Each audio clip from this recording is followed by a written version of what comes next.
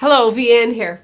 For the last 2 years, I have been doing a segment called Contagious Courage, where I have interviewed some amazing people with incredible stories of courage. And now I've branched out with a new segment called But Wait, There's More. You see, there's this game that I've had for quite some time now called But Wait, There's More.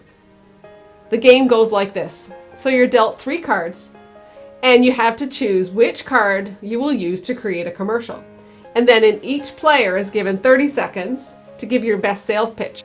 But midway through the pitch, someone hands you a card and says, "Stop, but wait, there's more," and hands you this random card with some new information on it. Don't you feel that life is like that sometimes?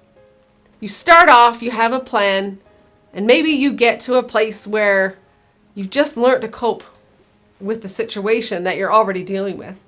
And then out of the blue, life hands you, "But wait, there's more." And you think, really? Really? But I can't handle anymore. I don't know how to make this work. And so today, in my first segment of But Wait, There's More, I want to challenge you to join me in receiving the intended more that God has for your life. I'm going to talk to you today about grow through what you go through. So what if I told you that I bought a gym membership this last January? Would you be impressed? Probably not. But what if I told you that for the last year, I've went every day and haven't missed a day? That impress you? Okay, now that I have your attention, I'm going to tell you what my routine is. I've got it perfected. I sit at the edge of this giant gym and watch everyone else work hard, sweat, and get fit. I even cheer some people on. And you're probably saying out loud right now, "Vahen, that's absurd. You can't get healthy and fit that way. You're just wasting your gym membership." Well, of course, you're right. Attendance and motivation alone is not enough. We need to actually do the work in order to grow. You wouldn't pray, "God, make me skinny now." Would you? But yet we apply that same faulty thinking to our own spiritual growth and say, "God, I want to be patient now," or "I want to be more loving, but I don't want to wait or accept the work required to grow in patience or love." Or maybe you say, "I'll have peace, maybe when all my bills are paid, or I'll have peace when I get a better job." I don't know about you, but motivation that we get on Sunday or from an inspirational podcast is great. But we need to spend time every day actively applying, putting into practice what we know in order to grow spiritually. Just like skipping the gym and choosing a bag of chips for my lunch isn't conducive to healthy living. Neither is gossip, hate, or lack of discipline conducive to healthy spiritual life. There's a story in the Bible about the seeds in Luke 8 that illustrates how seeds falling on different soil types produce different results. And the seeds represent God's word, and the soil represents our hearts. You know, I think our heart's default mostly resembles, I know for my own self, the seeds falling on the rocky soil. In Luke 8:13 it says, "The seeds that fell on rocky ground are the people who gladly hear the message and accept it, but they don't have deep roots.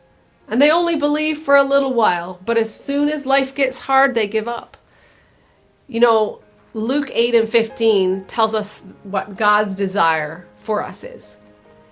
He wants our hearts to be soft and good for planting seeds, so that when you hear the truth with a good and noble heart and hold to it tightly, we can bear fruit with patience. Wait a minute, let me repeat that. Bear fruit with patience. Did you catch that? Did you catch how we bear fruit? With patience, with endurance, by not giving up. One step, one choice at a time, and one day at a time. Even though it's tough some days, you gotta keep going. Many of you know the extent or may not know the extent of the struggles that I've had to face in my own life and in my marriage. Not only did I end up physically disabled, I was spiritually and emotionally broken. Many times I've cried out to God in my pain, saying, God, don't you care about me? I've often said, God, I know you see me. And if you cared, you would take this. Many times I've expressed my frustration in my pain. I didn't understand. Many times I thought, God, how dare you allow me to suffer this way? The things I've went through literally almost destroyed me in my marriage. Growing in love is painful, you guys. It's time-consuming and it's hard work. There's no shortcuts. There's no app for that. I've definitely been guilty of saying, God, give me what I need now. What about you? Have you been guilty of saying that? How hard do you think it was for my husband and I to grow in love after infidelity? I read Ephesians 3:20, which tells me, now to him who is able to do way more than we could ask or think. I believe, you know what? That's God's way of saying, but wait, there's more. But too often we stay trapped in our circumstances, don't we? Because we stay focused on only what we can see, only what we can feel, not believing for more. So when I tell you that growth and life change take more than motivation, I know you understand that. But the problem is, how? How is it possible? The answer is simple, but I assure you it ain't easy. And can be summed up in John 15:5. I am the vine, you are the branches.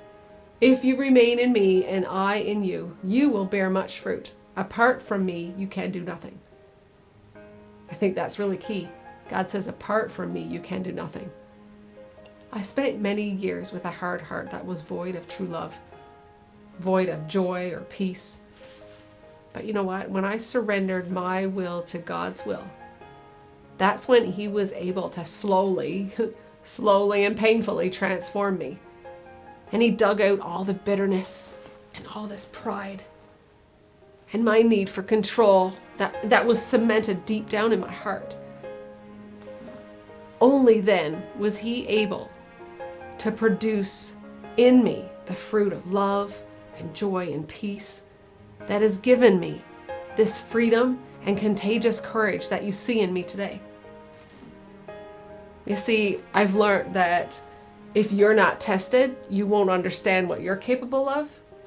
And if you don't trust God, you will not fully understand what He's capable of. You know, you can know what to do. You can even have everything that you need and be super motivated.